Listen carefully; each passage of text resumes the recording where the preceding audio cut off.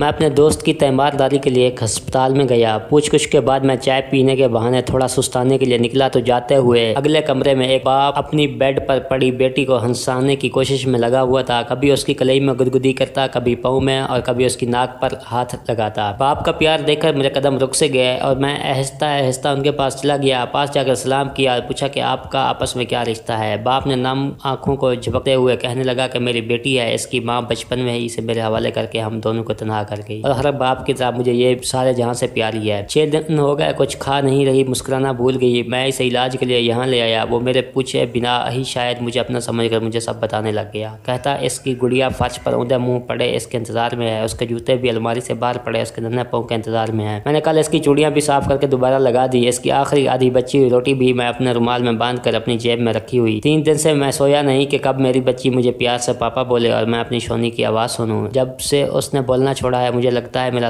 جہاں ٹوٹ گیا۔ مجھے میری پری 7 بیٹوں سے بھی زیادہ عزیز ہے۔ وہ بولے جا رہا تھا اور میں اپنے دل میں اونچی آواز میں رو رہا تھا۔ میری ہمت نے مجھے اجازت نہ دی کہ میں اس سے پوچھ سکتا کہ آپ کی بیٹی کا مسئلہ کیا ہے۔ اس کی بیٹی کے لیے محبت بھری باتیں سن کر میں صرف بے بسی کے عالم میں ایک باپ بیٹی کی محبت کو محسوس کر رہا تھا۔ جب مزید مجھ سے برداشت نہ ہوا تو میں اسے تکی دیتے ہوئے اس کے کمرے سے باہر نکل آیا۔ باہر پڑے لکڑی کے بینچ پر بیٹھ کر میں یہ سوچنے پر مجبور ہو گیا کہ وہ کیسی بیٹیاں ہوتی ہیں جو جوان ہو کر باپ کو دھکوں میں دھکیل جاتی ہیں۔ وہ کیسے باپ ہیں جو بیٹی کے پیدا ہونے پر اپنی شریک حیات سے نفرت کرنے لگ جاتے ہیں، جبکہ سوچا جائے تو بیٹی میں ایسی کوئی تو خصوصیت ہے جو اسے رحمت کا نام دیا گیا اور باپ میں بھی کچھ ایسا ضرور ہے کہ اسے جنت کا دروازہ کہا گیا۔